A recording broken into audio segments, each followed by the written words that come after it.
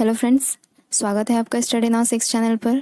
तो आज हम लोग रासो साहित्य की चर्चा करेंगे भाग 2 की। ठीक है, भाग 1 में हम लोगों ने रासो साहित्य क्या है, उसकी विशेषताएं, इसके अलावा पृथ्वीराज रासो और बीसलदेव रासो के बारे में काफ़ी हद तक जान लिया था।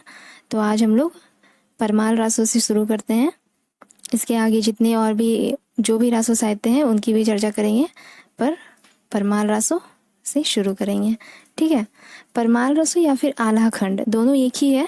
अगर प्रश्न आल्हा खंड बोल कर आता है या फिर परमाल रासो, तो आप लोगों को उत्तर मतलब एक ही लगाना है। ये नहीं कि परमाल रासो अलग है आल्हा खंड अलग है। आल्हा खंड जो है वो परमाल रासो का ही एक भाग है। ठीक है, वर्तमान में केवल परमाल रासो का आल्हा खंड ही उपलब्ध है और ये जो आल्हा खंड ये परमाल रासो से ही विकसित माना जाता है। मतलब दोनों एक ही है। अगर कोई भी प्रश्न आए तो उत्तर अलग नहीं होगा। चाहे परमाल रासो बोलकर याद कीजिए, चाहे आल्हा खंड बोलकर याद कीजिए। ठीक है, तो देखते हैं क्या है इसके बारे में।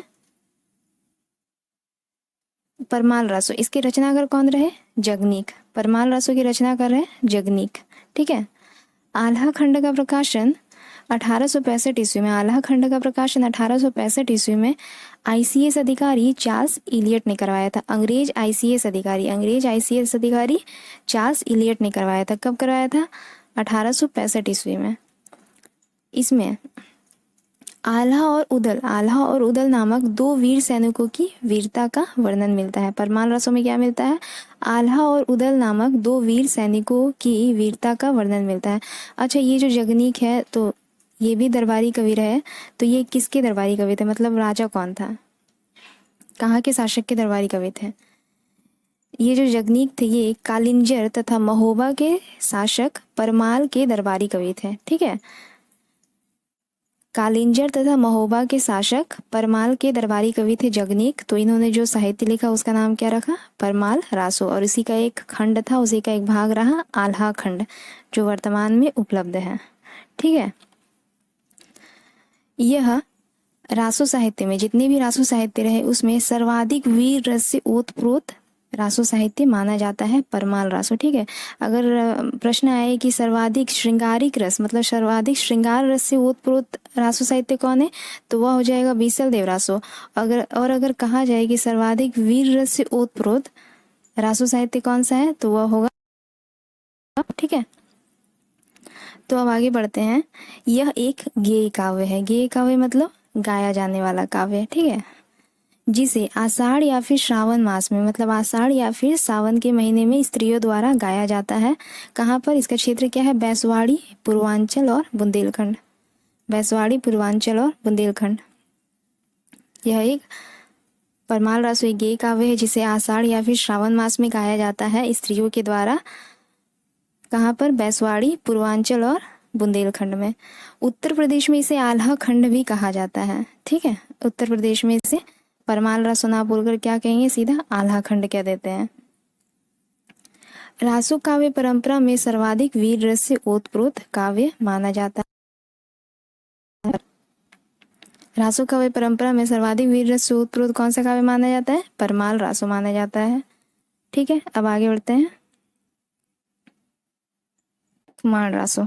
ठीक है, खुमान रासो के रचनाकार कौन रहे? दलपति विजय। खुमान रासो के रचनाकार कौन? दलपति विजय। यह 5000 छंदों में रचित यह रासो साहित्य है। 5000 छंदों में रचित रासो साहित्य है खुमान रासो।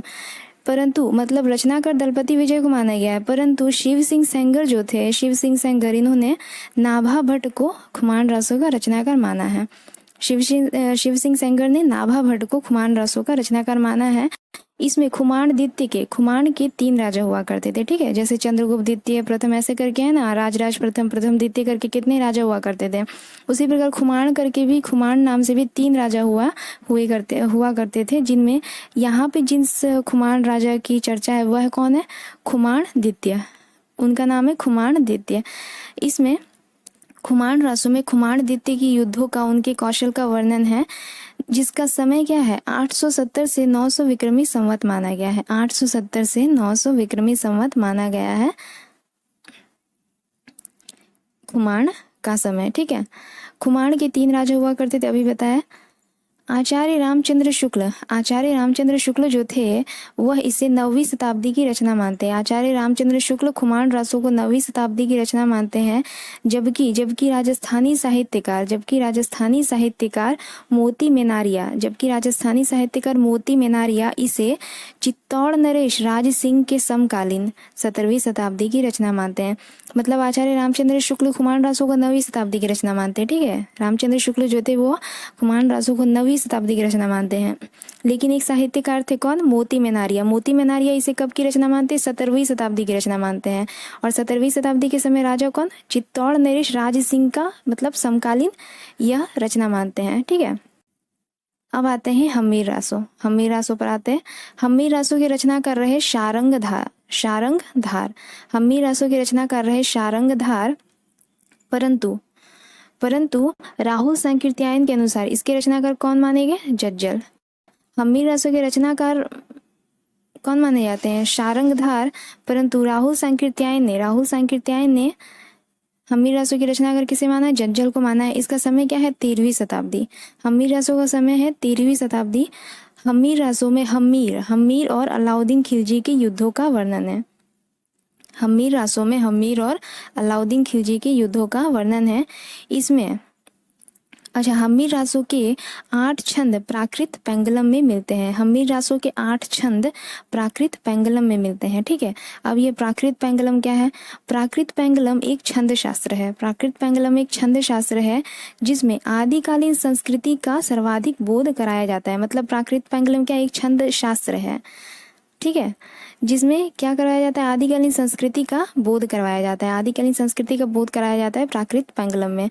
और प्राकृत पेंगलम जैसे हम्मीर रासो के 8 छंद किसमें मिलते हैं, प्राकृत पेंगलम में मिलते हैं, ठीक है, कंफ्यूज मत होना। इसके संकलनकर्ता मतलब प्राकृत पेंगलम के संकलनकर्ता कौन है, संकलनकर्ता या फिर रचनाकार कौन है, लक्ष्मीधर। प्राकृत पेंगलम के संकलनकर्ता या फिर रचनाकार कौन रहे, लक्ष्मीधर। इसमें बब्बर, यहाँ पे जज्बा नहीं होगा, ठीक है, यहाँ पे जज्जल होगा, जज्जल, ठीक है। प्राकृत पेंगलम में बब्बर, जज्जल, विद्याधर, सारंगधर की रचनाओं का संकलन है, ठीक है। प्राकृत पेंगलम में बब्बर, जज्जल, विद्याधर और सारंगधर की रचनाओं का संकलन है। आगे है रामचंद्र शुक्ल हम्मीर रासो को अपभ्रंश की रचनाओं का अंत मानते हैं, ठीक है। रामचंद्र शुक्ल हम्मीर रासो को अपभ्रंश की रचनाओं का अंत माना जाता है कि यहाँ से फिर अपभ्रंश में जो रचना होती थी उसका अंत शुरू हो गया था, ठीक है। आगे बढ़ते हैं। अब आता है विजयपाल रासो, ठीक है। विजयपाल रासो की रचनाकार कौन, नल्हा सिंह भाट। विजयपाल रासो की रचनाकार कौन माने गए, नल्हा सिंह भाट। इसका समय क्या है, 1298 ईस्वी, ठीक है, 1298 ईस्वी, विक्रमी संवत नहीं, ईस्वी। और इसमें छंद कितने हैं, 42 छंद हैं। और इसकी भाषा क्या है, अपभ्रंश है। विजयपाल रासो की रचनाकार नल्हा सिंह भाट है। इसका समय माना गया है 1298 ईस्वी और इसमें छंद कितने हैं, 42। और भाषा क्या रही, अपभ्रंश भाषा। इसके बाद है कुमारपाल रासो की रचनाकार कौन रहे, देवप्रभ। कुमारपाल रासो की रचनाकार रहे देवप्रभ और इसका समय क्या माना गया, 14वीं शताब्दी। कुमारपाल रासो की रचनाकार रहे देवप्रभ और समय 14वीं शताब्दी। शत्रुसाल रासो इसकी रचनाकार कौन रहे, राव डूंगर सिंह। शत्रुसाल रासो की रचनाकार कौन रहे, राव डूंगर सिंह। मुंज रासो के रचनाकार कवि मुंज। उसके बाद है कलयुग रासो के रचनाकार कौन रहे, रसिक गोविंद। कलयुग रासो के रचनाकार रहे रसिक गोविंद, ठीक है। आगे है कायम खां रासो के रचनाकार कौन रहे, रहमत अली जान या फिर जान कवि। कायम खां रासो के रचनाकार रहे रहमत अली जान या फिर जान कवि। फिर है राम रासो के रचनाकार कौन रहे, माधवदास या फिर माधोदास और इसका समय क्या रहा, 1618 ईस्वी। राम रासो की रचनाकार रहे माधवदास या फिर माधोदास और इसका समय क्या रहा, 1618 ईस्वी। राणा रासो की रचना कर रहे दयालदास या फिर दयाल कवि। राणा रासो की रचना कर रहे दयालदास या फिर दयाल कवि। मैं 2-3 बार इसलिए रिपीट कर रही हूँ कि शायद बोलने से, क्योंकि सुनकर ज़्यादा याद होता है, ठीक है, इसलिए इसलिए बोल रही हूँ कि शायद आप लोगों के माइंड में रह जाए, फिर जब पढ़ेंगे तो आसानी होगी पढ़ने में। अब कुछ प्रश्न करते हैं, ठीक है। बीसल देवरासो, बीसल देवरासो का प्रमुख रस क्या है, बताया था मैंने, श्रृंगार रस, ठीक है। बीसल देवरासो का प्रमुख रस क्या है, श्रृंगार रस। आप लोग चाहे तो आंसर कर सकते हैं कमेंट में। बीसल देवरासो कैसा काव्य है, कैसा काव्य है बीसल देवरासो? बताया था मैंने कि एकमात्र काव्य है, रासो साहित्य है जिसमें विरह श्रृंगार की रचना हुई है, संयोग वियोग की बात हुई है। तो ये कैसा काव्य है, एक विरह गीत काव्य है, ठीक है, विरह गीत काव्य है बीसल देवरासो। खुमान रासो की भाषा कैसी है, राजस्थानी हिंदी। खुमान रासो की भाषा है राजस्थानी हिंदी। आचार्य शुक्ल ने रासो शब्द की उत्पत्ति किस शब्द से मानी, आचार्य शुक्ल ने रासो शब्द की उत्पत्ति रसायन शब्द से मानी है। आल्हा खंड किस रासो ग्रंथ से विकसित माना जाता है, अभी पढ़ा मैंने, सबसे पहले हम लोगों ने वही पढ़ा, परमाल रासो। आल्हा खंड परमाल रासो ग्रंथ से विकसित माना जाता है। आल्हा खंड का प्रकाशन किसने करवाया था, सर्वप्रथम प्रकाशन किसने करवाया था, चार्ल्स इलियट ने, जो अंग्रेज आईसीएस अधिकारी था, चार्ल्स इलियट ने। आल्हा गीत किस ऋतु विशेष में गाया जाता है, श्रावण मास में गाया जाता है, बरसात में, है ना। आल्हा गीत किस ऋतु विशेष में गाया जाता है, बरसात में। पृथ्वीराज रासो में कितने सर्ग है कुल, पिछले क्लास में रासो साहित्य भाग 1 में करवाया है मैंने। कुल 69 सर्ग है और 68 छंद है। 69 सर्ग में सबसे जो प्रमुख सर्ग है वह है कैमास बद्ध, ठीक है। प्रमुख अगर सर्ग का नाम पूछा जाए तो कौन सा होगा, कैमास बद्ध। पृथ्वीराज रासो का प्रमुख सर्ग कौन सा, कैमास बद्ध। पृथ्वीराज रासो का काव्य रूप क्या है, पृथ्वीराज रासो का काव्य रूप क्या है, यह एक प्रबंध काव्य है, ठीक है, यह एक प्रबंध काव्य है।